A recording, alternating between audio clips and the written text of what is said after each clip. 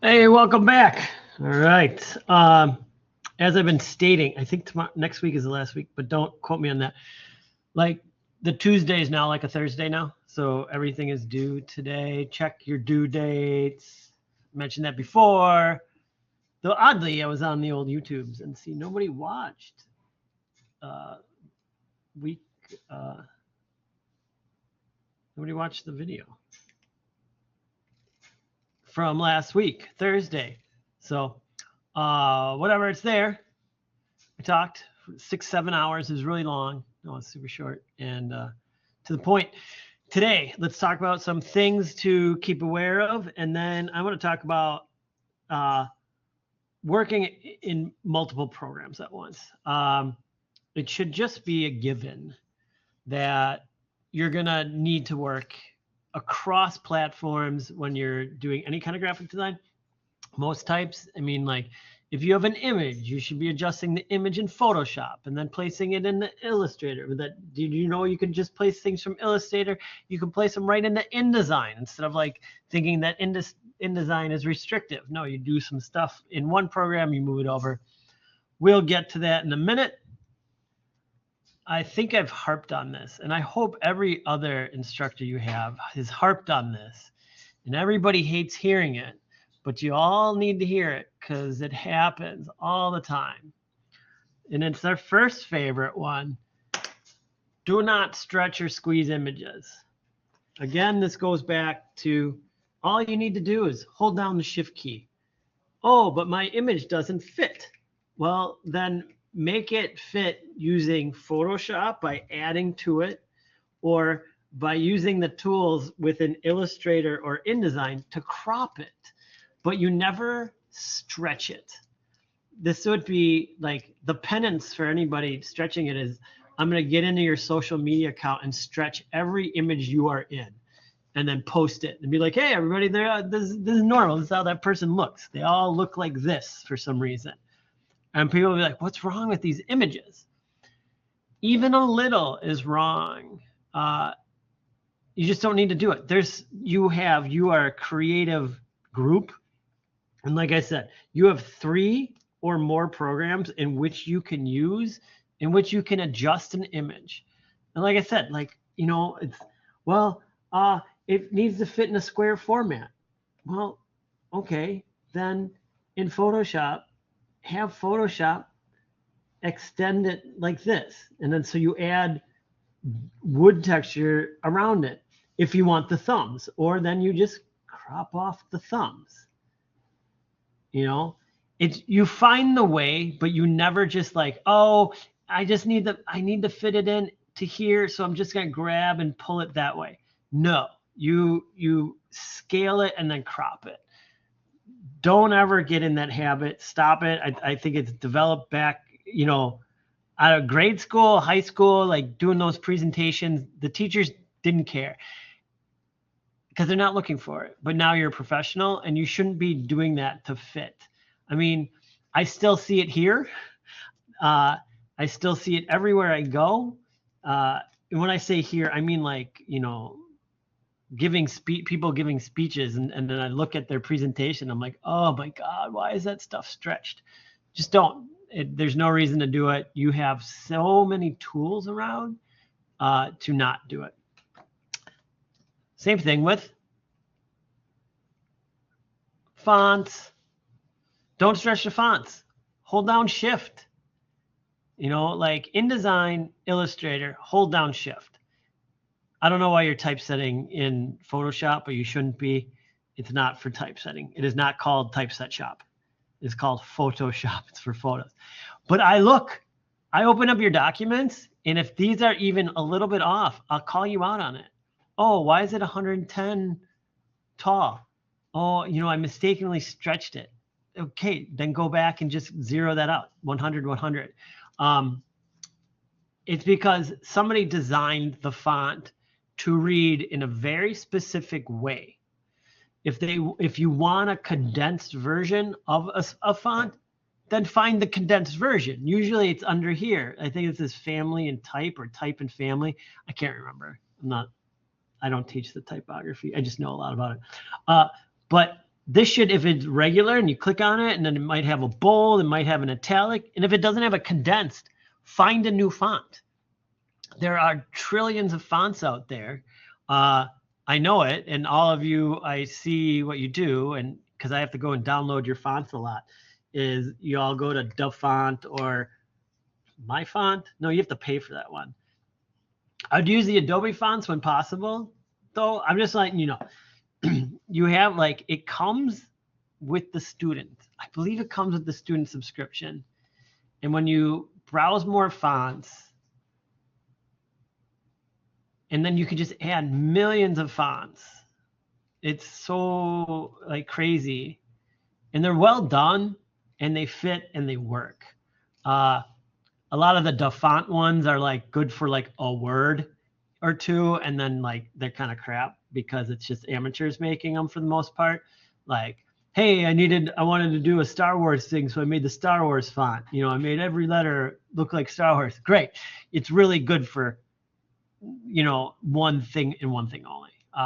But, like, don't stretch fonts. It makes it impossible to read. It makes it crappy to read. We're beyond that as designers. Always hold down shift.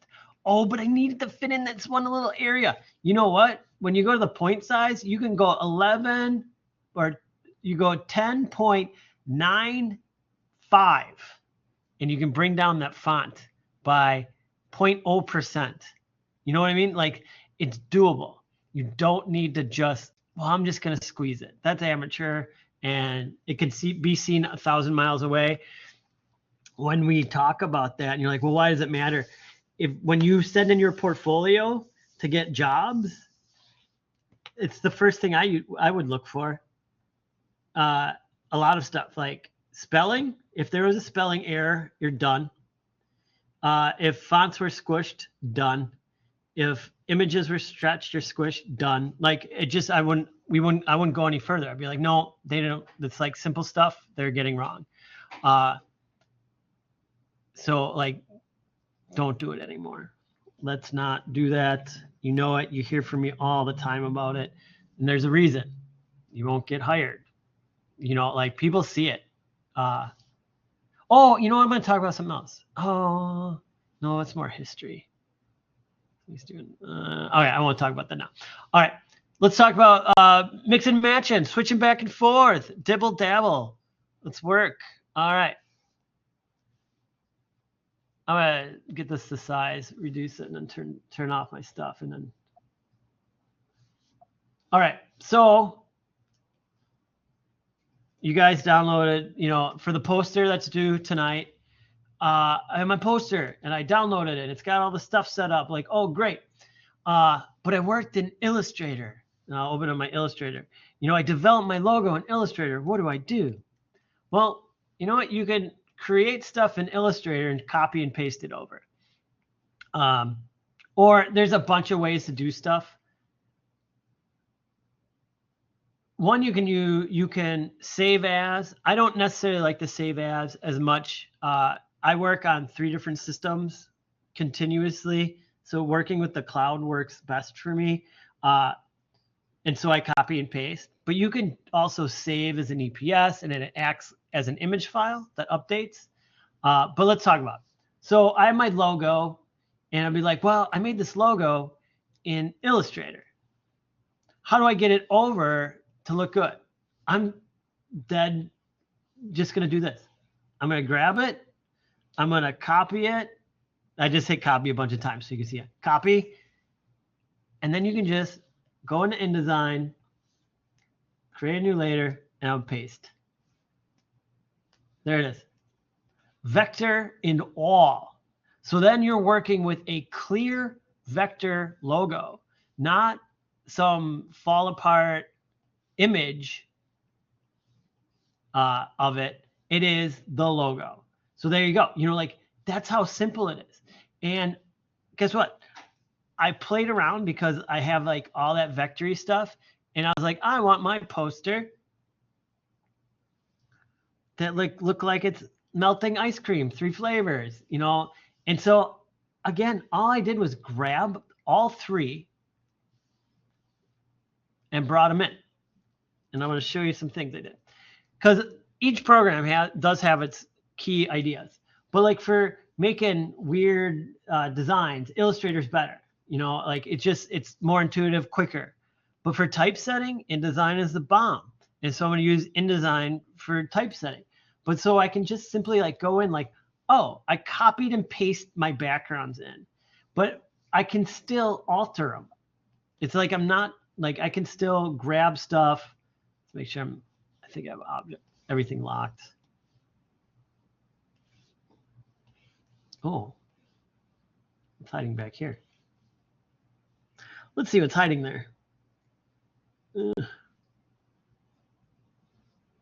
Oh, just a bunch of dots. Objects, unlock all and spread. So I can still like go in and adjust the, I made the vectors. I can go in and adjust them, move them around separately. I could even like go in and like fine tune them, but I wouldn't fine tune them here. But it still has all the vector points. You can pull, drag, drop, everything you would do, but you can build it in Illustrator, copy and paste it into here. One and done. Let me turn that off.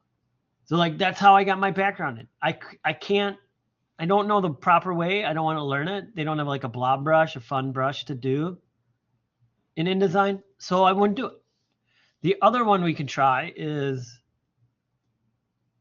it's a little bit more like the Photoshop system, and I'm gonna make a severe change just so I know what's going on.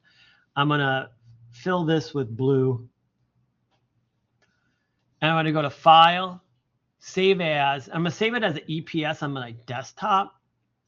You can even do a PDF too. Desktop, and I'm gonna do an EPS. And I don't want to use the artboards because I want everything around it. And I'm gonna hit save. And I'm just gonna click OK. Now when I go back to InDesign, like say that's like, oh, I got my base, all the messy stuff's done. Let's call it like messy. Like, you know what I mean though. And then I'll turn off that eyeball. I'll turn on a new layer, cancel, and I go to File, Place. I should be able to place it, desktop. Chillville poster base EPS, open, and then place it. And now this is for the most part, this is a placed like vector. It's going to be clean, clear, and I don't know if it'll do it. It might be able to do it. It might update automatically too, which is the awesome part. So I'm back in Illustrator. I know it looked like nothing happened. I'm back in Illustrator, and now I'm going to change this color to orange. File, Save As. I don't even have to hit cancel. I just need to hit save. And then I'll go to InDesign, and let's see if it does it as a link. Yep. And then I want to relink.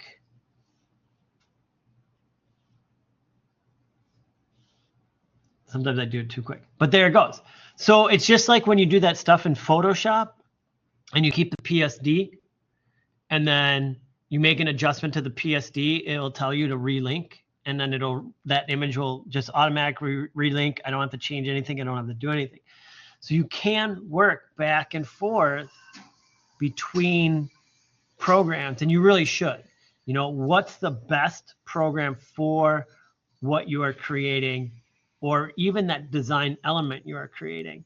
Like if I was doing this and I wanted like a bunch of like ice cream scoops in here, I wanted an ice cream scoop as a bullet point. Okay, let's do that. I go to Illustrator, File, New, just screwing around now. Create. Pull out the old blobby brush and reduce that size. Oh, and this is so wrong. But so like,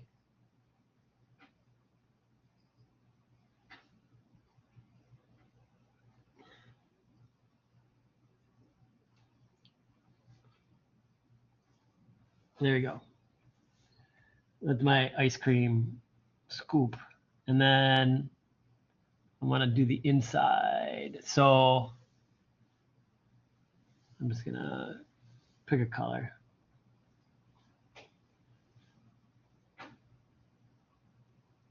I'm going to do green. Just I need something to stand out. I didn't want to turn that green. Blobby brush.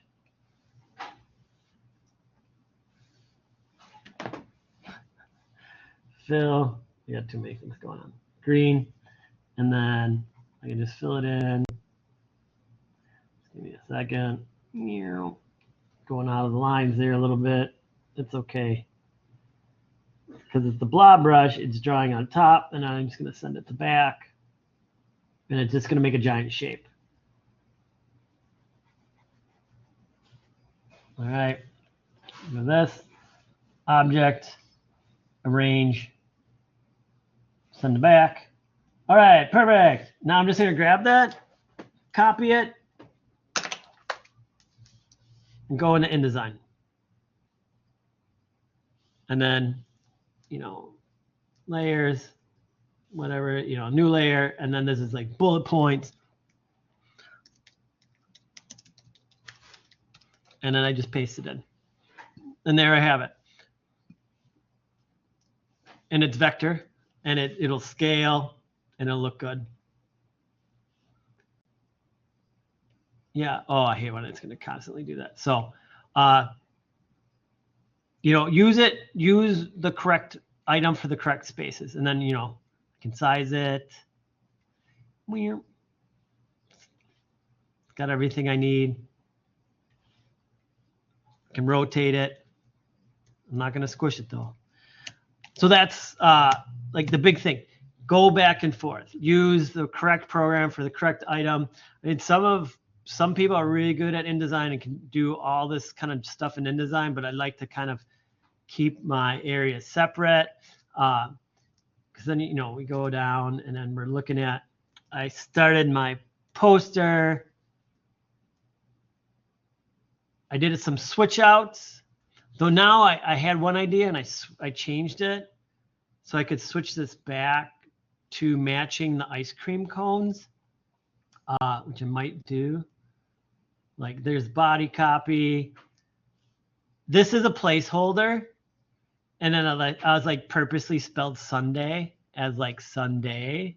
See if people get that joke. Like, oh, it's spelled wrong. Well, sort of, but not really. And I have my ice cream cone. So I have my, my logo, something fun. People understand. Shoot, I can't keep saying ice cream. Hey, it's custard. I'm going to get yelled at by somebody. And then what day it is. Then I have, the type on top. Let's play around with that for a bit. Because I was going to do 2 sections of type, like just flowing through, rocking typography and how quick it can be.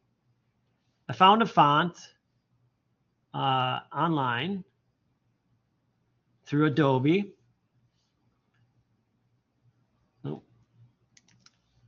It is called like Breviary or something like that. It just seemed like it fit, right? It's this one up here. It's easy to read.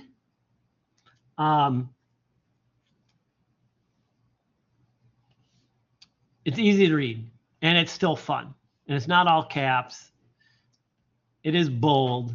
There is a different version of it. But I want to break this up because I'm looking at how you read it. Just for mouthwatering. So first thing I want to do is reduce the leading. Now I have a way to determine my leading, and it might be better to show you in Illustrator.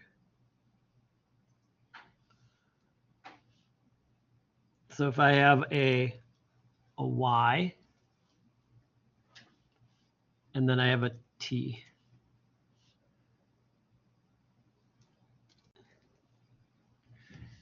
You can gap things as much as you want, but your ascender should never touch your descender. So you take that lowest letter and make sure that they never touch. So the tallest letter should never touch the lowest letter. Does that make sense? And so I kind of use that as a guide all the time, you know, and you might hear me comment to you like they're touching, your letters are touching, they're too tight. And that's how we make that difference.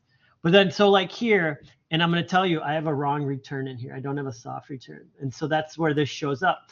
When I go to paragraph here, and I want to use these cool like paragraph setting items and like putting in spacings, if I start to,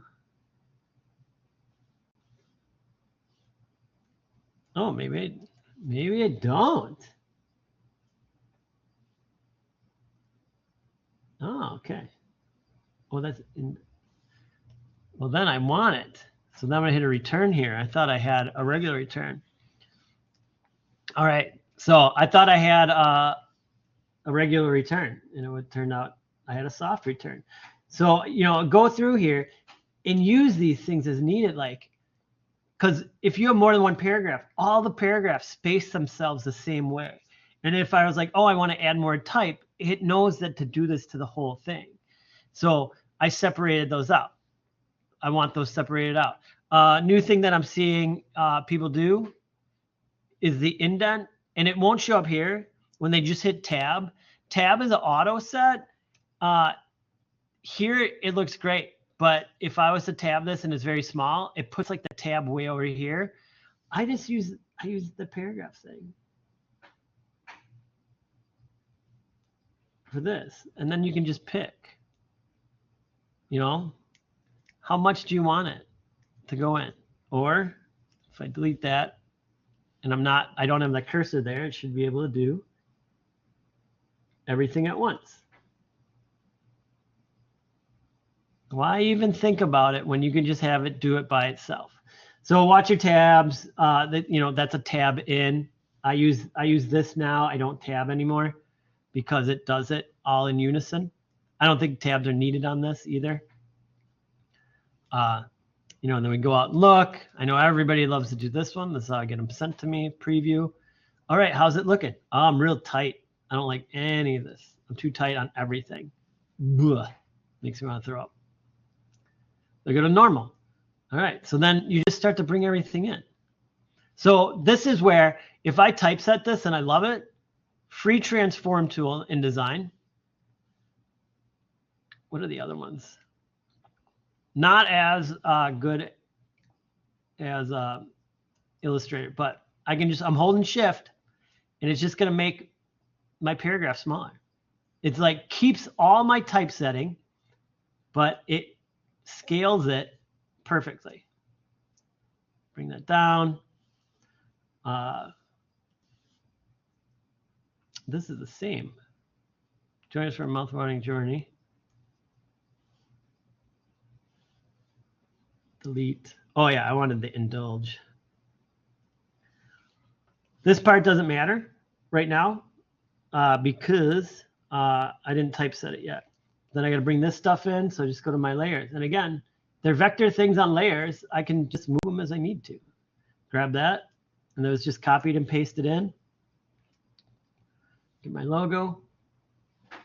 So it's very similar, but I'm not working with janky JPEGs or images. Another thing, and I think I told everybody, when you do like those bigger projects, like it's called brandstheworld.com. I want to say like 90% of logos are in here. And I've mentioned, I think I did this with Bubbler, that like this is the first place to check. Oh, you can see everybody I've looked up. Like, oh, and then you look it up. Do they have a logo? Yeah, okay. Is this the updated logo? You got to go to their website too. And then you just download it as a SVG. Oh, and then there's something else. Unrecognizable. Well, let's look at this.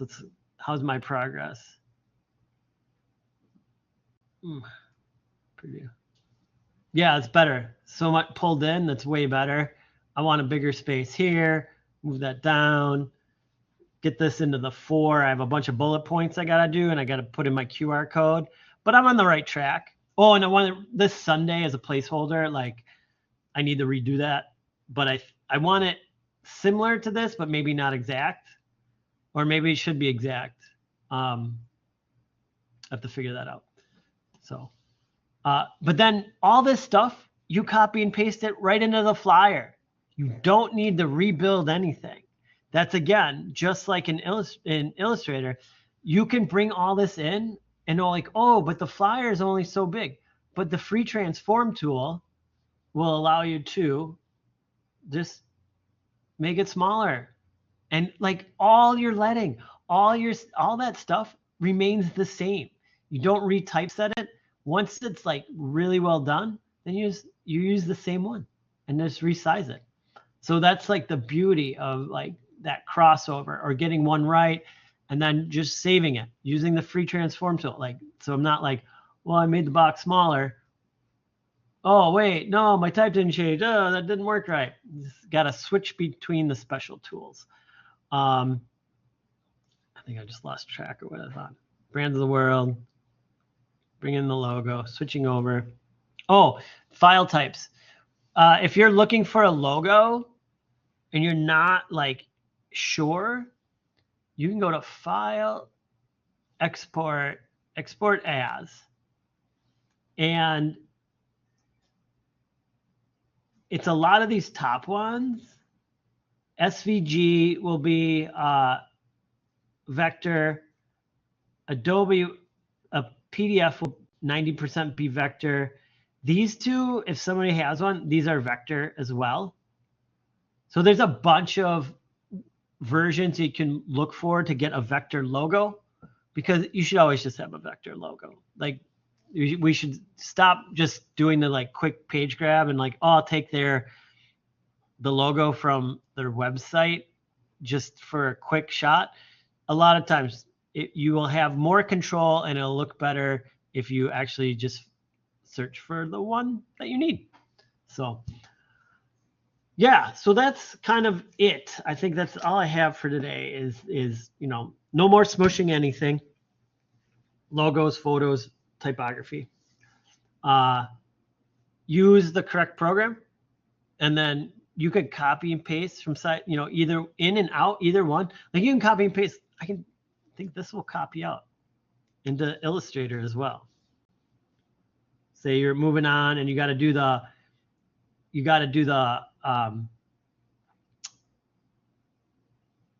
tent graphics, which are coming up. I should be able to just paste this. There you go. Didn't paste it right. And then you, whoa, never had this happen. You can switch it, make a copy. So this is some of the stuff I always just do. Type, oh, you just do this, create outlines. Copy and paste that over. So I have an editable and a non-editable, and you copy one and then put it here, paste it in, back and forth. There it is. Perfect. Just like the other one. And hold down Shift and all scalable. So play around. Is there any questions, comments, or concerns? Yes. So, as for the rest of the body copy, like live demonstrations, family fun, I know there's like extra like sentences after that. Do we have to include everything here? Yup. Okay. Yes, you do. Yeah, in the poster and in the flyer, because that gives all the information of what's going to happen. How else will I know what's happening? So yeah, and that's part, like, everything varies in my projects. Like, some have very little type, some have all too much, but you get it all from clients. And so yeah, that's part of the design challenges. You got to fit it all in. It's really not that much type either. So yeah, it all needs to fit in there. And the flyer's two-sided, bullet points on one side, body intro copy on the other side. Like the smallest point size, like we talk about point size and I hear about this, like like 8-point is a legible font size. And then when you guys do your sites and stuff for history, I'm always like, just do 6-point. Nobody needs to read it. You go down to 8-point, 8-point's small. You fit a lot of 8-point type on stuff, but I mean, it's got to be legible. It's got to be scaled also for what we're doing. So, meaning we are not going to do this. Like, and I'm joking when I say this, lighthearted, like, oh, fine. We need all that copy. And he said 8-point, then I'm going to do it. And then you select this all and you're like, fine, 8-point. But I'm gonna be like, well, nobody can read that. Like, it's a poster. Like, don't pull it so you can't read it. Like, you should be able to read it from across, like, not across the room, but you shouldn't have to be on top of it. So scale the type to fit what you're designing. Poster, it should be bigger. Flyer, I'm hand holding that and I can put it up to my face. It can be quite small. So it'll all fit in there. It's not that much. That was the upper section. It's like 2 lines. This lower section is very little. It's just coming across weird now because, it's coming across because I have this set. Oh, it's not that. Well, my leading is gigantic. I mean, that's it. It's four bullet points. So it should be easy enough to set in 4 or 5 bullet points. And that's what the client wanted. So any other questions? All right, cool. I look forward to seeing the work. I will comment tomorrow. I'll check my stuff like I normally do on lecture days. And if you have any questions, comments, or concerns, please reach out. All right. See you later. Bye.